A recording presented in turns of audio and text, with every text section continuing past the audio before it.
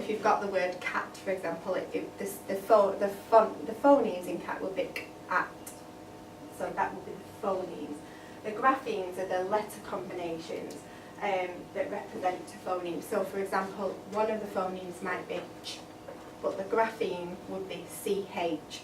So we use letter names to actually say the spelling of the phoneme, but the phoneme would be ch. So on one of the first slips in your pack is we have put in there phase 2, 3 and 5 of the phonics. Have you got a set pack? Yeah. 2 spec. Yeah. 3 spec. Thank you. So phase 1 actually starts with the children just listening to sounds around them and being able to distinguish environmental sounds. Phase 2, if you notice, they're the initial sounds that they learn, and they normally learn those in early years.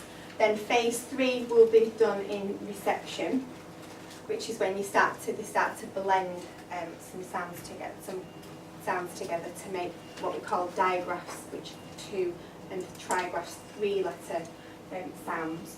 And then phase 4 looks like it's missing, but phase 4 actually is a recap of what we've done already. And then phase 5 we'll come on to in year 1, and hopefully they should know all phase 5 by year 1.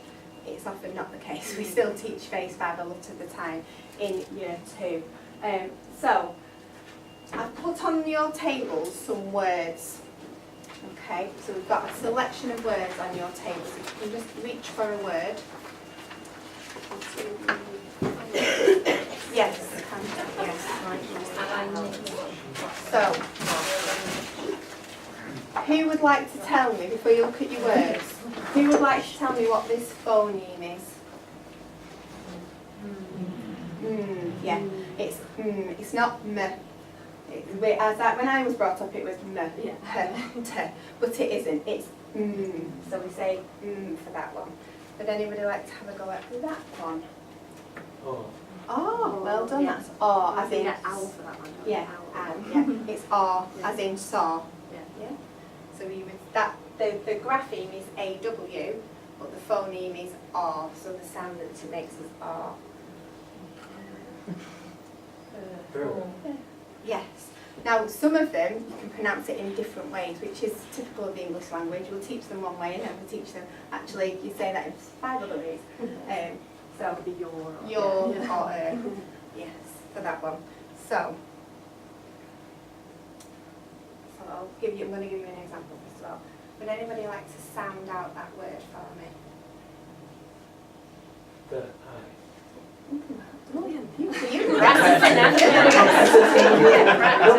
Yes, so it will be. That male competition. So, if the child struggled on this word, you would ask them to use phonics to sound it out. So it will be, so now it's I. So, and then you would blend it back together. I, thigh. So what you would do is you put the lines under to say I. My class call them sausages and beans, so some of them it's a dot, they're the beans, and then if it's a longer one, it's a sausage. So that's how we sound out our words. So in your words then, would anybody like to volunteer to sound out the word that they've got? Go on then, seeing as though you're the star so far. So it's church, so church. Don't use it. It's ch. Church. So ch. Ch. Ch. Okay. Yeah. Ch. Ch. Church. Church. Well done. Has anyone got a different one they want to have a go at? I can't go together. Yeah, remember? People together. I've got strain, Go on then, have a go at that one. strip, and then A. Originally they did used to put the st together, but it's a. Yeah. Yeah.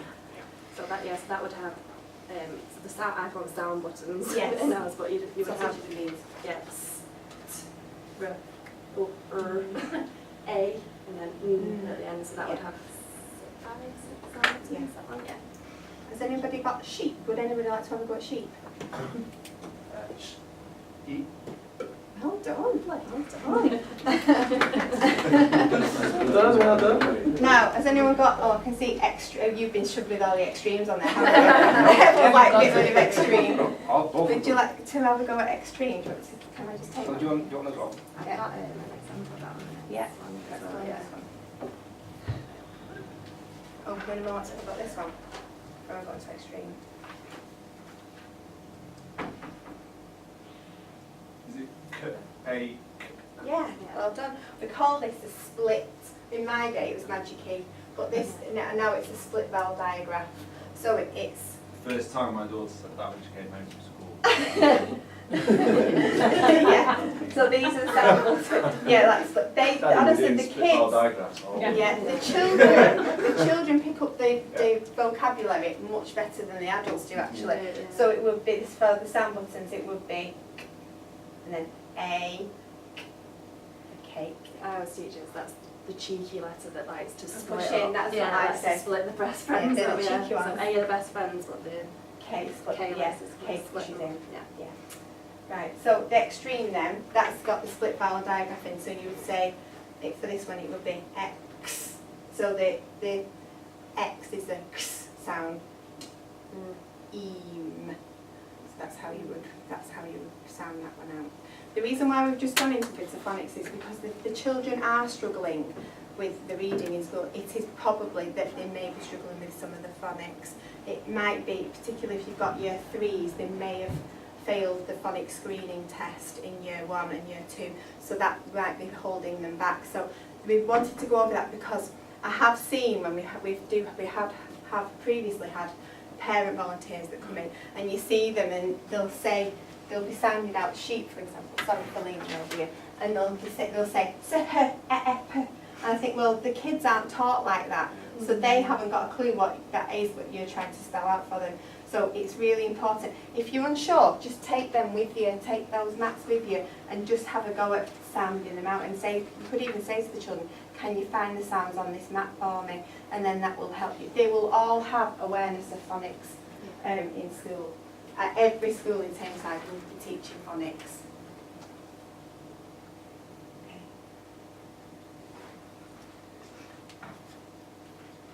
Okay.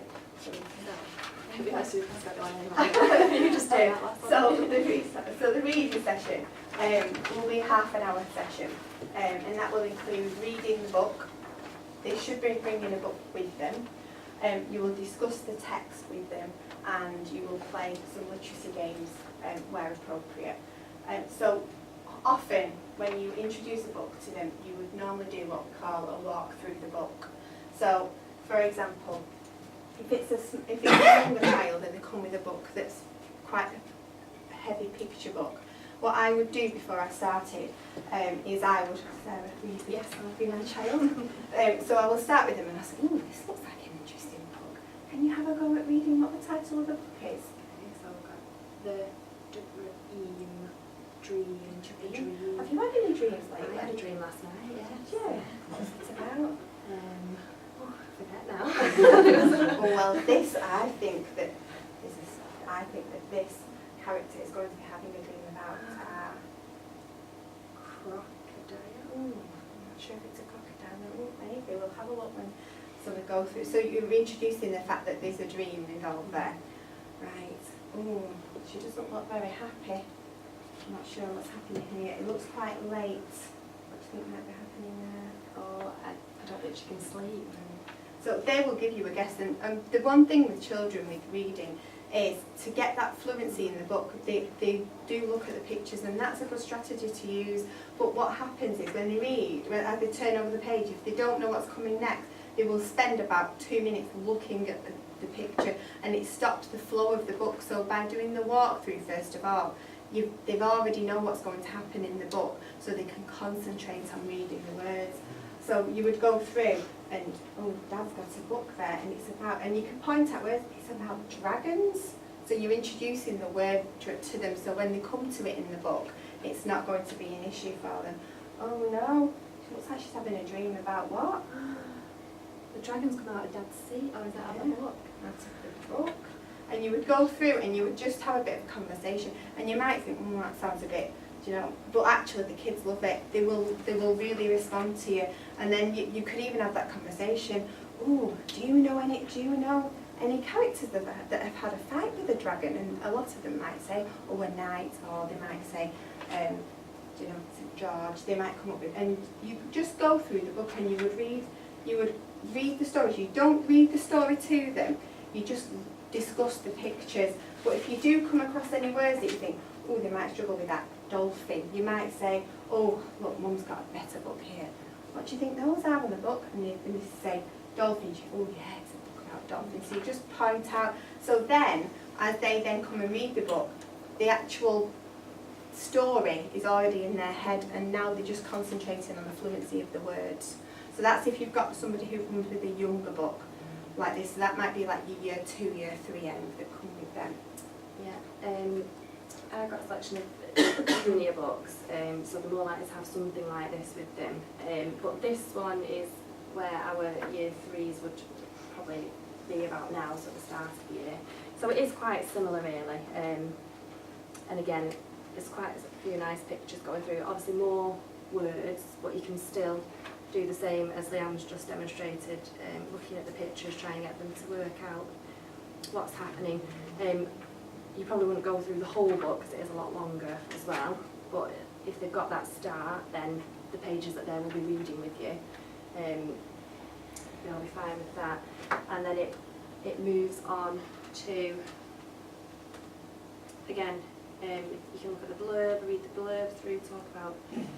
So it's gone 10 o'clock and time for superheroes to fight crime, but where is Donut Boy?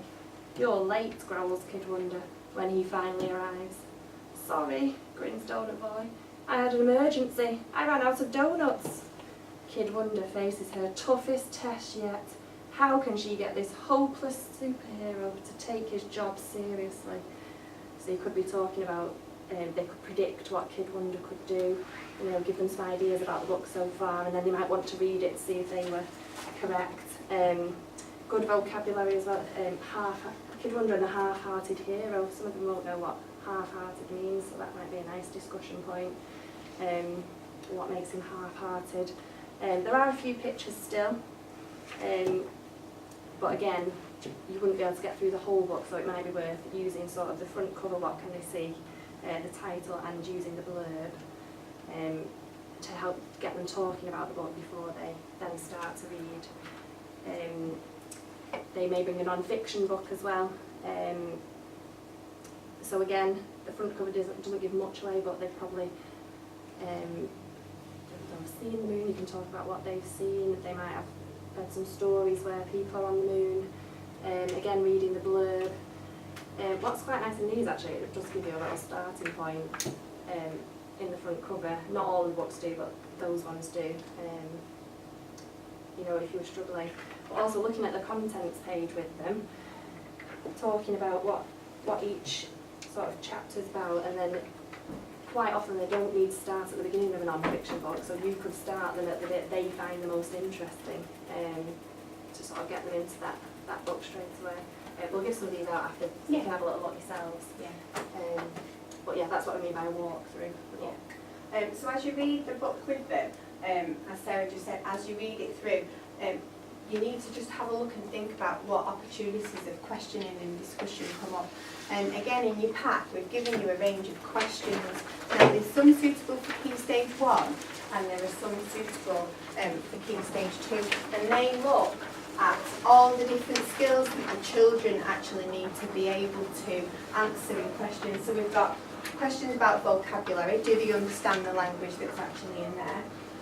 Prediction, so are they able to predict what's going to happen next in the story? Retrieval, can they pick out specific points using the text? And inference, so that's can they read between the lines. So if it's got an example, if the child is crying in the book but it's not told you why yet, can they use the information that they've already read to understand what is happening and why that character is feeling that way? A lot of children struggle with inference questions, so the ones that are on the sheet are really good to get that discussion going about the characters. Yeah, I had it today actually. I was reading with a group of children, and the character in the book had gone to buy some cardboard tubes, but it didn't say anything about why. but he was a firework maker. So I'd ask the children, oh, why do you think he's going to buy cardboard shoes? And one of them just said to me, it doesn't say. So I had to sort of say to them, well, we don't always see it in the text here, but, you know, what's his job? What does he do? Well, what do fireworks look like? I've never seen a firework, you know, that kind of thing. And a lot of them said, yes, well, sometimes you put them in a tube to stick them into the ground and that kind of thing. So it's getting them to, like you say, read between the lines and read around what's actually there, and to think from prior knowledge why that might be happening. Yeah. David, that moon book there, Yes. and there's 2 double O's. Would you just say the 2 double O's?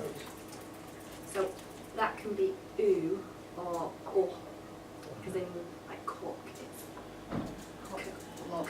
yeah. So we have the don't we, that we do when we look at that in the infants. So yeah, as I said, some of them do have 2 different. Yeah. So when you read it, you would ask them which one you think is Yeah. which one sounds correct. So Is it in one? you'd say, oh, the mun or the moon, which one sounds, and not often they will use the information. So it looks like it's the moon.